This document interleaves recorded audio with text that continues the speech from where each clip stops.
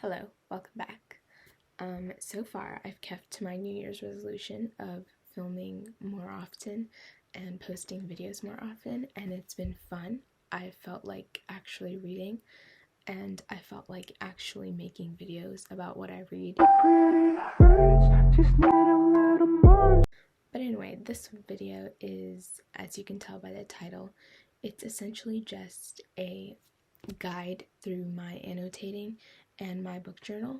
And this was because someone commented on my Inheritance Games annotating video saying, they asked me, how do you annotate your books? And I was like, it's pretty simple. And I was like explaining it to them, and I was like, this would be such a fun video because I love watching people annotate their books. I love videos like that.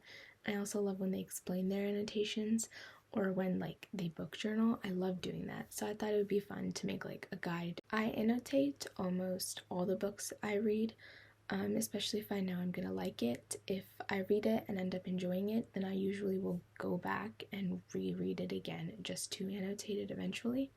But I'm not gonna go through every single book I've ever annotated because that's just a lot, and I feel like it would be very redundant. So this is the stack that I'm going to show you guys today and go through, because I feel like those are my 5 main forms of annotating. They're pretty similar to each other, but first let's start with Crooked Kingdom. Crooked Kingdom and Six of Crows were the first books that I ever actually annotated. I've annotated before, I put sticky tabs in parts of books that I enjoyed, but I've never full out annotated as much as I did for Six of Crows and Crooked Kingdom. I don't have my copy of Six of Crows that's annotated with me because I lent it to somebody, but I do have the Crooked Kingdom one. This is upside down. It's upside down. But anyway, yeah, this is how I did it. This was my first time annotating, so it was very chaotic, and this is definitely not how I do it now. I don't want to change it right now at this point because I feel like it's just a waste of sticky tabs, and it looks fine. It's just too much work, and I'm just gonna leave it like this. But just for the record, I'm never doing it like this again. Essentially, every single color is a different type of scene or section of the book, and I like how it looks. It's a little too colorful, but I like how it looks online when people are posting about it, how they sticky tab every single different type of scene in a different color. But I feel like it's just too much work to do, and it's not as organized as I want it to be, and also it's very confusing. But essentially, I have a key. It's the light yellow is for funny scenes, the green is for quotes that I liked, the pink is for Kaz and Inej, the dark pink is for Nina and Matthias, and the blue is for Jesper and Wylen. It just kind of goes like that, but it's just too chaotic. I didn't enjoy doing it. It was too much work. Not gonna change it, but would never do this again. For people that like doing this, honestly, good for you, because that's a lot of work. But personally, I don't like it. This is how I usually annotate my books though, with 2 different colors, sometimes 3, and it's just one color is quotes while the other color is just complete scenes that I enjoyed. For example, in this book, specifically, the yellow is entire scenes or conversations, while the gray is just one single quote.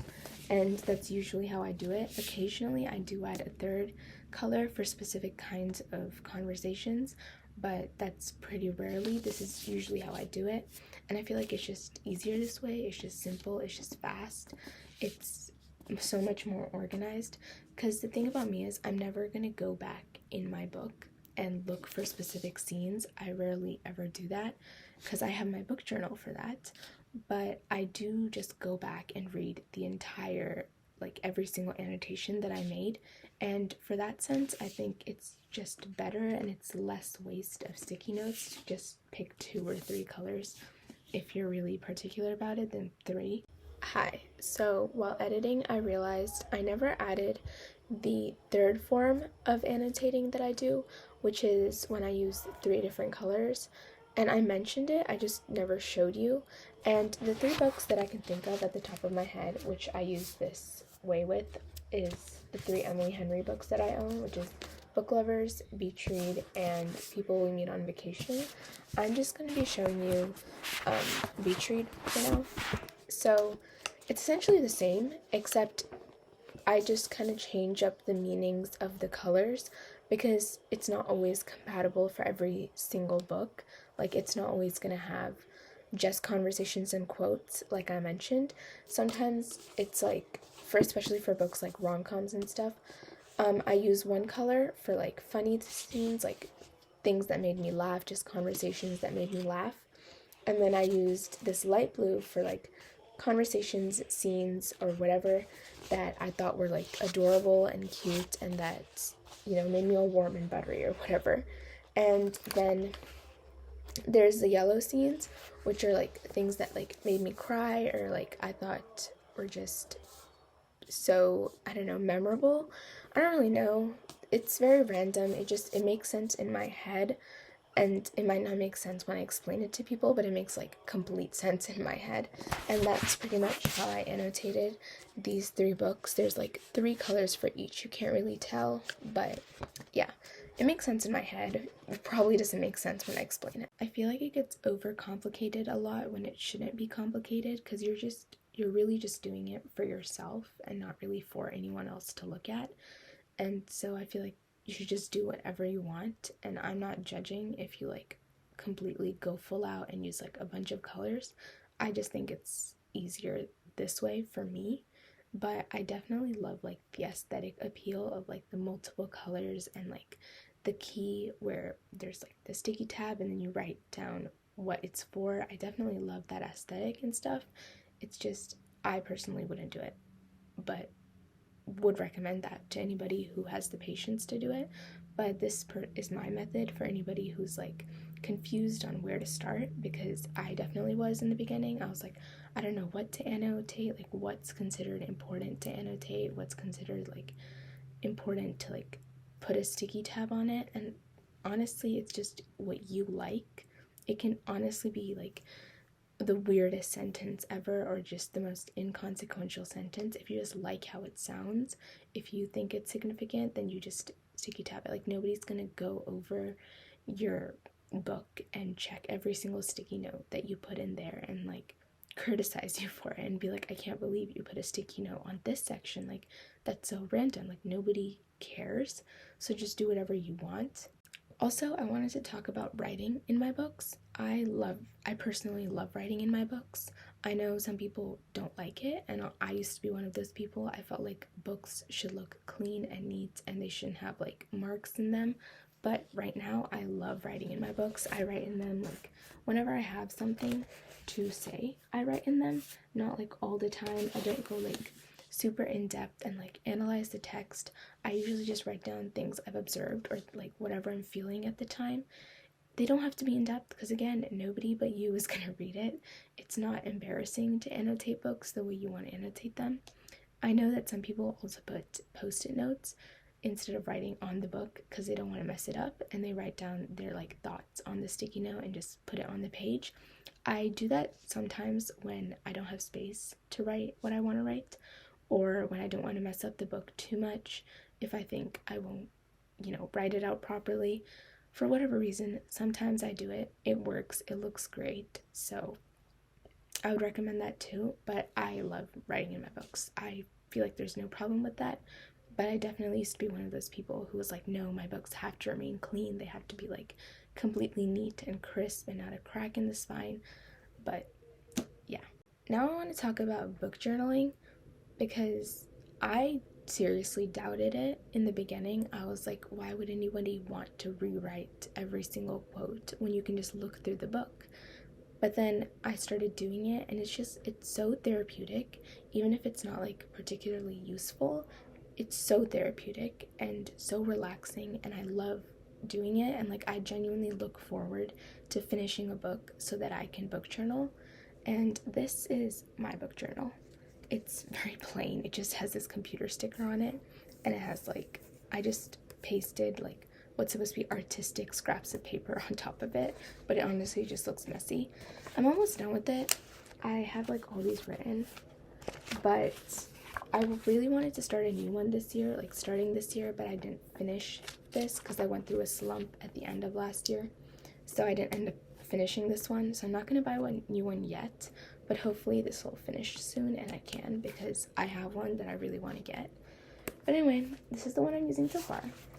And how my book journaling works is I don't do like journaling, like scrapbooking. I don't add like washi tape and stickers and all of that, because first of all, I don't have the supplies, and second, I don't have the patience. But I've always wanted to do that. I just don't ever see myself like sticking to it. I usually just write down every single quote or conversation that I like from a book and just write it down. Like, that's it. I just write it all down, and it's so fun. I know a lot of people don't like doing that because they're like, it's so pointless, and I get why you would think it's pointless. And it's not really about usefulness at this point. It's just like therapeutic, and it's relaxing and fun, and so I do it. I also write down like my TBR in this, and it's not super decorated or anything. Sometimes I write the titles in like nice fonts and like colors and stuff. Sometimes I like replicate the fonts that's used on the book to write the title, but other times I usually just write it like very plain, just like this or like this, and then I write it down. But now I'm trying to like be more aesthetically pleasing about it, and I try to do something interesting. Sometimes it fails, like this is my one for tomorrow and tomorrow and tomorrow. That didn't work out the way I wanted it to, but yeah, that's essentially all I do. I just write down every single quote that I liked or every single conversation that I liked in that book and write it down. Sometimes it takes like 5 pages, 10 pages, sometimes it takes like half of a page. It doesn't really matter, but I do it anyway. I don't I don't book journal every single book I've read, because sometimes there are books that like I just don't like. I don't have anything that I like about it, so I don't book journal it. But the majority of the books that I read, I do book journal, because I will somehow find a few quotes or a few scenes that I liked. Then my most recent one was A Court of Thorns and Roses. And even though I didn't like the books, I still had a few quotes that I really liked, and so I wrote them down. But yeah, that's my book journal. I don't write like conspiracy theories or like in-depth analysis of the text. I don't write like super intuitive, like intellectual observations about it. I literally just copy down what the book has already written, and it's therapy. That's it. Anyway, that's my book journal tour, and I hope you enjoy this video. I like talking about annotating my books. I like showing people my annotations, so hope you enjoyed it.